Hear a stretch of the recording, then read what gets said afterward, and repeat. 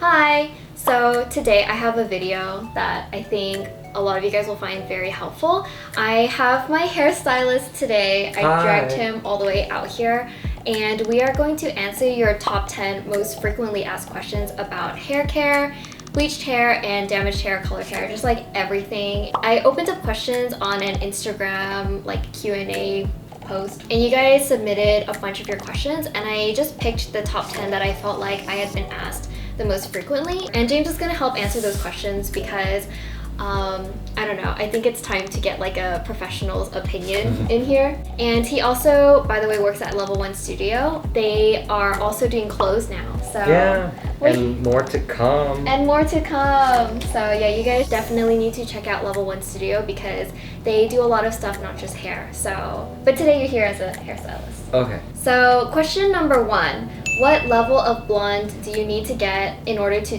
get a pastel color? How much time does it take if your hair is virgin hair or black hair? So it really depends on the shade, right? Yeah. Because you've gone where it's like a level 7, which is like a little orangey, and it's still pastel because you would go with like maybe like a warm pink. But ideally you want it past whatever you don't want it to fade to. So if you want it to not fade to orange, you have to bleach it past orange, which is level 8 and higher. And then if you don't want it to fade yellow, you have to bleach past yellow, so you have to do 9 and higher. How long does it take if your hair is virgin hair, which means that your hair has never been like chemically processed, dyed, or bleached? Yeah. Or if you have black hair? Yeah. So that's a complicated question, and I think you know that because your like sessions are always varied, right? Yeah. So it's complicated because it really depends on your stylist and your surroundings and then the chemical that you're using. If I were to do it, it would take like 4 hours or less. Yeah. But but I've been doing color for like over 15 years. I guess 6-7 hours I would say is normal for like a normal stylist that doesn't specialize in getting it pastel. All right, next question. How much does it cost to do a full bleach or a touch-up? So separate things. A lot. I would say that doing a retouch would be around 200, 300, could be more, but I feel like that's very average. Yeah. And then to be doing a full bleach, that's going to take more money. It's going to depend on a lot of variables, but mainly like what your hair is like beforehand. But for a full bleach, probably like what, 400 to 600? A lot of times, like when you go that pricing, they won't get you to like black to white in one day, you know? Exactly, yeah. The chemical part of it, like paying for the chemical, bleach, the hair dye, the conditioner, the treatments, it is not surprising if it's anywhere from like $50 to $100 for just the chemical. But like you could basically go to Sally's or something and buy the stuff and see how much that costs. It's still expensive. It still is expensive, yeah. As someone who, well, we both used to do our own hair at the beginning. It's still, you're paying like several $100s once in a while, you know? And then their minimum wage or their hourly rate too, because like we said in the first question, it could go anywhere from like 4 to 6 to 7 hours, and if this person is making how much per hour, then you should just sort of like make these calculations in mind. But definitely don't go to your stylist and be like, man, James says it should be list price. Yeah, we're just trying really hard to be like super general, but ultimately it's a hard question to answer directly because it depends on so many variables, but I feel like we've tried our best. It's not to say that this is the same for every salon because it's not. So question number 3, how many sessions does it take to go from a dark hair color to a light hair color, light enough for a pastel color? It really depends on your hair type again, but if it's from virgin, it's possible to do it all in one day if you're skilled, but it's more common that it will take 3 sessions. So I guess it depends on mainly what kind of place you're going to, because it's going to differ between going to sort of like a regular salon or a salon that specializes specifically in lifting hair and doing pastel colors. That's usually why people will come to me and like pay the premium, is because like you could either pay, like we said earlier, like $600 for 3 appointments, or you could pay like $1,800 or $1,200 for a condensed, you know, for 1 day instead of 3 days. So the pricing is different. Okay, so question number 4. How often do you have to touch up your hair? I think 4 to 6 weeks is pretty average for people. 4 to 6 weeks is average. 4 for high maintenance hair, 6 for lower maintenance. If you're doing like a warm color, then it's pretty easy. So at a month and a half is normal. Oh, if you're doing dark color, month and a half to 2 months is fine too. Yeah, but if you're doing cool colors like blues, that's more complicated. Light blue is very complicated. Dark blue is pretty forgiving. And then if it's past 9 weeks, it gets like really, really hard. Yeah. So if a client were to come like past 9 weeks of growth, like what would happen? Usually that's when they would have to switch colors to a warmer color palette or have a darker shadow group. Damn, that sucks. I didn't know that. Or live with uneven hair. Or live with uneven hair. That's equally terrible. And it is possible to get it light, but you're compromising the integrity of your hair. That means your hair will get damaged or break. Yeah, exactly. So, I think that's one of the biggest reasons. Like, you don't want to damage or risk damaging your hair, so you need to be more like on point with your retouches, and you don't want to miss those because you've already spent all this time and money to get your hair a specific color. Like, you don't want to just miss your appointments. This is one of the most frequent questions that I've been getting recently, which is, should I try to bleach my hair at home, and what precautions should I take if I want to? Should you?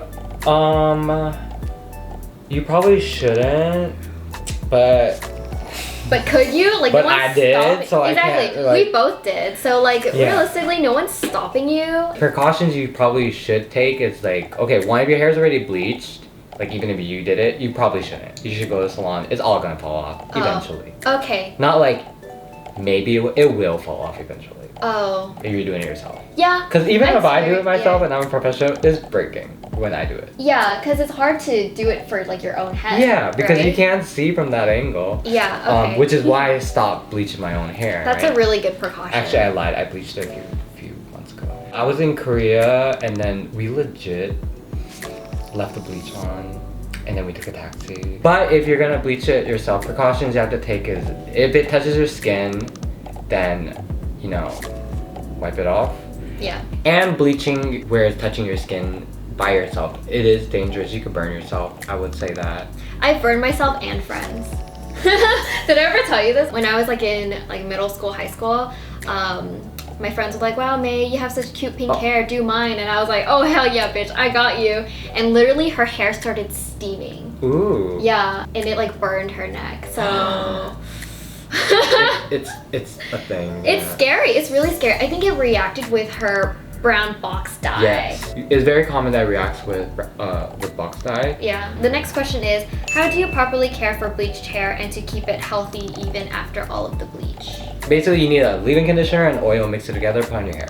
Oh, okay. Yeah, that's very simple, actually. Yeah, detanglers, heat protectant, all that is not as important. But you basically need leave-in conditioner and oil, and you mix it. If it doesn't work, you need a better one or more of it. But your hair should feel soft.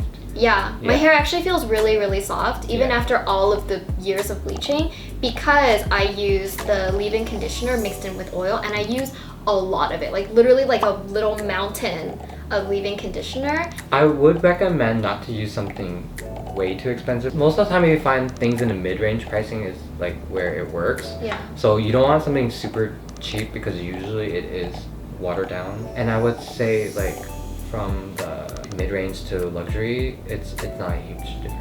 After trying so many different brands of leave-in conditioners, the mid-range ones are really good. So like $20, $30 is all like very reasonable. Next one is, how do you deal with breakage? If your breakage is caused by chemicals by like bleach. Yeah, bleach or I guess swimming pool would be the other common. Oh, swimming pool would be one, yeah. Yeah, or just shampoo. Your shampoo could cause breakage? So if that's the reason, then there's not a lot you can do aside from stop using those chemicals, cutting your hair, and don't make it worse. But if it's by mechanical, which is usually both. It's usually weakened by chemicals and then broken by mechanical. Mechanical as in physical, as in an actual action. Very common things is like, which I'm guilty for, like when I'm like bored or thinking, I'll do like this. That will break this strand of hair because you're doing it every day. Over and over again. Another one that's common is like sleeping with your hair wet. That's really bad. You should never do that. Or even if it's not wet and you're just the type that like does this when you're sleeping, you're gonna wake up with the back dry. And it's like all like broken. Yeah. If those are the case, then use a slipperier pillowcase. But I hate those. I love those. I I have silk pillowcases. I just literally fall. I'll literally be on the floor because I just slipped off because like it's too slippery. That's your problem.